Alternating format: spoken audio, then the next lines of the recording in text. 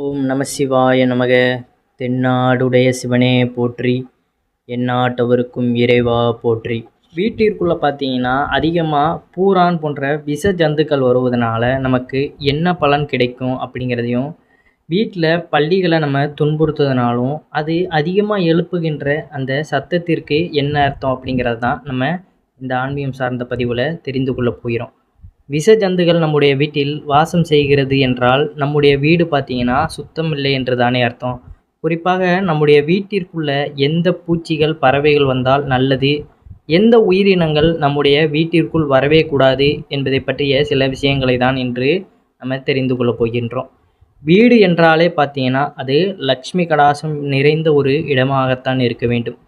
முடிந்தவரை அந்த இடத்துல விஷ ஜந்துக்களை வரவிடாமல் பார்த்து கொள்வது வீட்டில் உள்ளவர்களுடைய பொறுப்பு. குறிப்பாக வீட்டு பெண்களுடைய பொறுப்பு என்று தான் நம்ம சொல்லலாம். ஏன்னா பெரும்பாலும் பார்த்திங்கன்னா வீட்டை நம்ம அழகாக சுத்தம் பண்ணுறது அப்படிங்கிறது பெண்கள் தான் பண்ணுவாங்க. முடிந்தளவு கூடமாட ஆண்களும் அவர்களுக்கு உதவி பண்ணலாம். எந்த அளவுக்கு நம்ம தூய்மையாக வீட்டை வைத்திருக்கிறோமோ அந்தளவுக்கு லக்ஷ்மி கடாசமும் வீட்டில் நிறைந்திருக்கும். தேவையில்லாத பார்த்திங்கன்னா விஷ ஜந்துகளும் வராது. இவை வந்தால் பார்த்திங்கன்னா என்னென்ன ஆன்மீகம் சார்ந்த விஷயங்கள் நம்ம வீட்டில் நடக்கும், அந்த எதிர்வினைகள் அப்படிங்கிறதையும் நம்ம இதில் தெரிந்து கொள்ளலாம். நம்முடைய சேனலுக்கு முறையாக வரவங்க சப்ஸ்கிரைப் பண்ணி வச்சுக்கோங்க. மறக்காமல் உங்களுடைய நண்பர்களுக்கும் இந்த பதிவானதை பகிர்ந்து கொள்ளுங்கள். நம்முடைய வீடு தேடி காகம், சிட்டுக்குருவி, பட்டாம்பூச்சிகள் போன்ற பறவைகள் வருகிறது என்றால் நம்முடைய இல்லம் இனிமையான இல்லமாக உள்ளது என்று அர்த்தம். நம் வீடு சுத்தமாக இருக்கின்றது என்பது அர்த்தம்.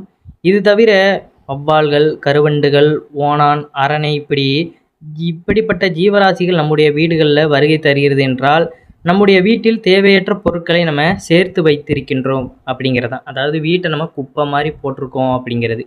நம் வீட்டை சுத்தமாக வைக்கவில்லை என்பது ஒரு அர்த்தம். இவ்வாறான ஜீவராசிகள் நம் வீட்டிற்கு வருகை தருவது.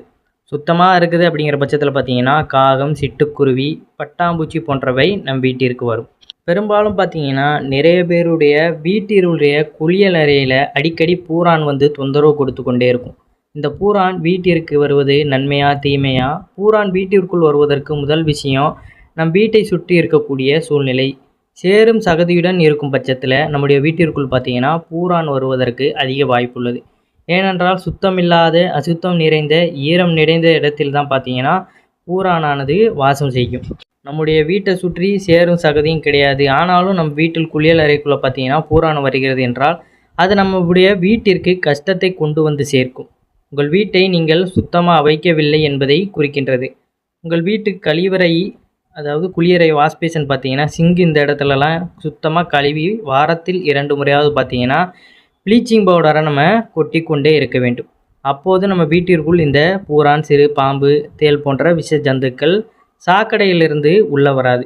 அதே போல் பார்த்தீங்கன்னா வீட்டில் உள்ள பெண்கள் மாதவிலக்கு நேரத்துலையும் பார்த்தீங்கன்னா சுத்தமாக இல்லை என்றாலும் அந்த வாடைக்கு கூட, மாதவிலக்கு சமயத்தில் வரக்கூடிய வாடைக்கு கூட பார்த்தீங்கன்னா இப்படிப்பட்ட விஷப்பூச்சிகள் வரும் அப்படின்னு நம்மளுடைய முன்னோர்களுமே சொல்லி வைத்துள்ளார்கள். இதற்காகத்தான் மாதவிலக்கான நாள்களில் கூட பெண்கள் பார்த்தீங்கன்னா தினந்தோறும் தலைக்கு குளித்து மஞ்சள் பூசி சுத்தமாக இருக்க வேண்டும் என்று சொல்லப்பட்டுள்ளது. சரி, இந்த பூரா வீட்டுக்கு வருவதனால பார்த்தீங்கன்னா என்னென்ன பிரச்சனைகள் வரும் அப்படிங்கிற பட்சத்தில் வீட்டில் பண கஷ்டம் ஏற்படும், மன கஷ்டம் அப்படிங்கிறது ஏற்படும். வீட்டில் உள்ளவர்களுடைய உடல்நிலை சரியில்லாமல் போக வாய்ப்பு உள்ளது. இப்படிப்பட்ட சில பிரச்சனைகள் உங்களை பின்தொடரும். இந்த விஷப்பூச்சிகள் உங்கள் வீட்டிற்கு வராமல் இருக்க வீட்டை சுத்தமாக வைத்துக்கொள்வது முதல் வழி. வீட்டை சுத்தம் செய்த பின்பு கொஞ்சமாக சுத்தமான தண்ணீரில் மஞ்சளை கரைத்து வீடு முழுவதுமே தெளித்து விட்டால் வீட்டிற்குள்ளே பார்த்தீங்கன்னா விஷ ஜந்துகளின் வருகை இருக்காது. முயற்சி செய்து பாருங்கள். பார்த்திங்கன்னா நம்பிக்கையோட ஒவ்வொரு விஷயத்தையுமே நம்ம சொல்லிக்கொண்டு அதை செஞ்சு கொண்டு மற்றவர்களுக்குமே அதை பயன்பெறும் வகையில் நம்ம கூறிக்கொண்டு வருகிறோம். அதை அனைவருமே பார்த்திங்கன்னா முயற்சி செய்யும் பொழுது தான் அதனுடைய பலனானது நமக்கு கிடைக்கும். ஏன்னா வீடுகளில் பார்த்திங்கன்னா சில நேரங்களில் விஷ ஜந்துகள் வந்தாலுமே அது இருக்கிற இடம் தெரியாது. நம்ம அதை விரட்டுவோம், திடீர்னு அது காணாமல் போயிடும். நம்ம அதிகமாக பொருட்களையுமே சேர்த்து வைக்கக்கூடாது. அதாவது கீழே ஒரு மூலையில் குப்பை மாதிரி நம்ம போட்டு வைக்கக்கூடாது. அதுக்குள்ளே போய் அது அடைஞ்சிரும். நம்ம ஏதாவது ஒரு காரணத்திற்கு அதில் நம்ம எடுக்க போகும்போது அந்த விஷ ஜந்துகள் நம்ம கையில் தீண்டி விடவும் வாய்ப்பு இருக்குது. அதனால் எதையுமே பார்த்தீங்கன்னா ரொம்ப சேர்ற மாதிரி வைத்து விடாதீர்கள். இல்லை அதுக்குன்னு ஒரு வேஸ்ட்டுக்குன்னு ஒரு தனியாக ஒரு அறை வச்சுருப்பீங்க, இல்லைனா வேறு ஒரு வீடு மாதிரி சின்ன ஒரு ஷெட்டு மாதிரி வீட்டு நம்ம இருக்கின்ற இடத்துலேருந்து தள்ளி கூட வச்சுருப்பீங்க, அங்கே கூட போய் போட்டு விடுவது நல்லது.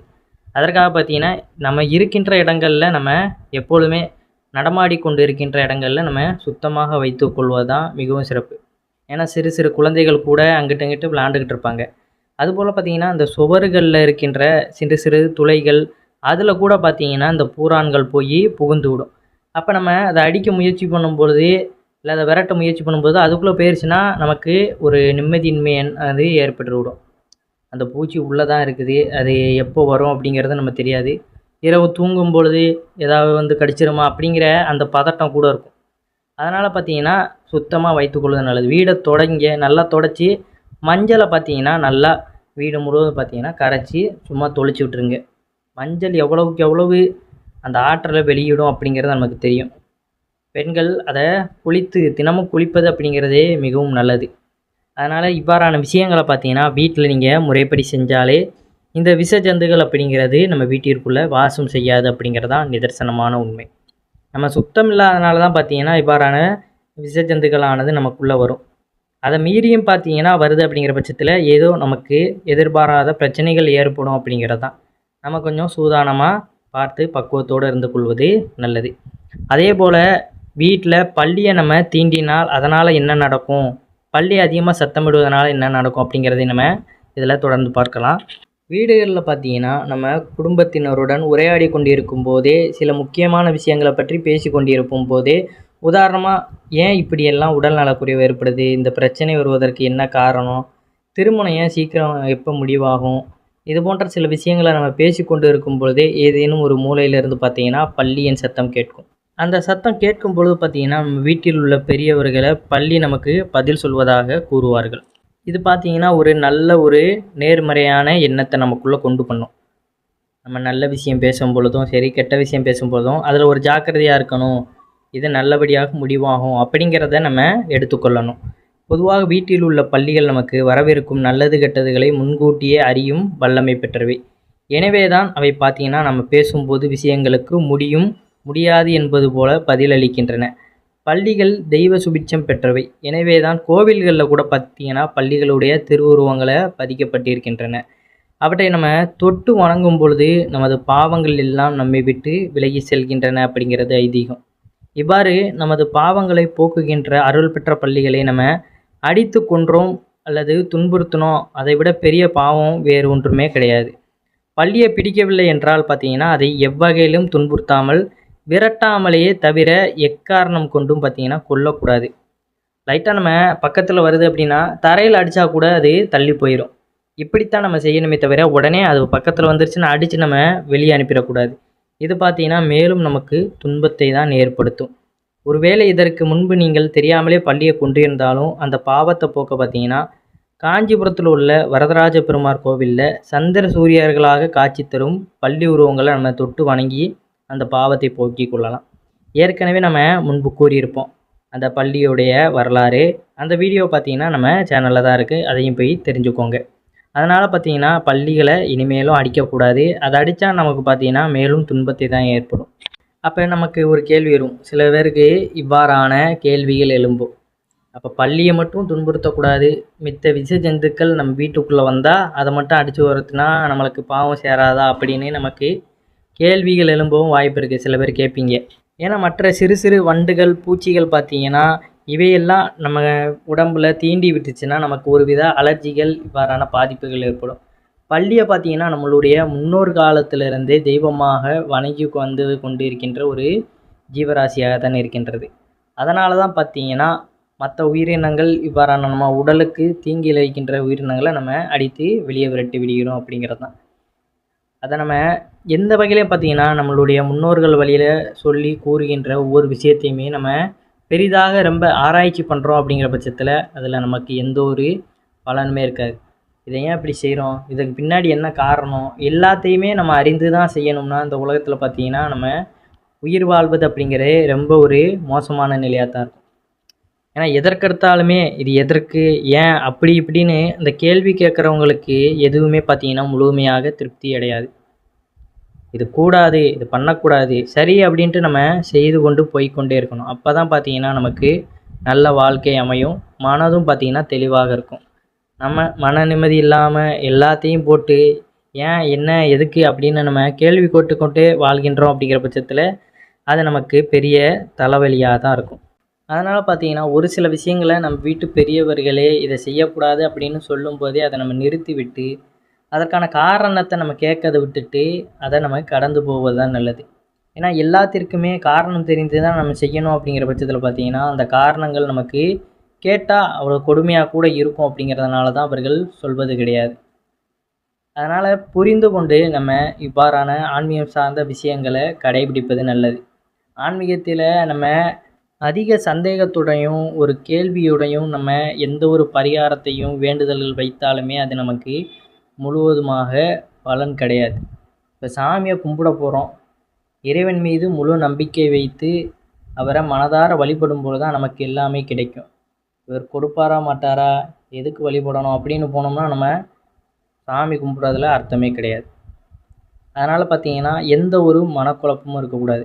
இப்போ வீட்டை சுத்தம் செய்கிற மூலமாக வீடு சுத்தமாக இருக்குது, நம்மளுடைய மனமும் சுத்தமாகும், நமக்கு லட்சுமி கடாசம் அப்படிங்கிறது நிறைந்திருக்கும்.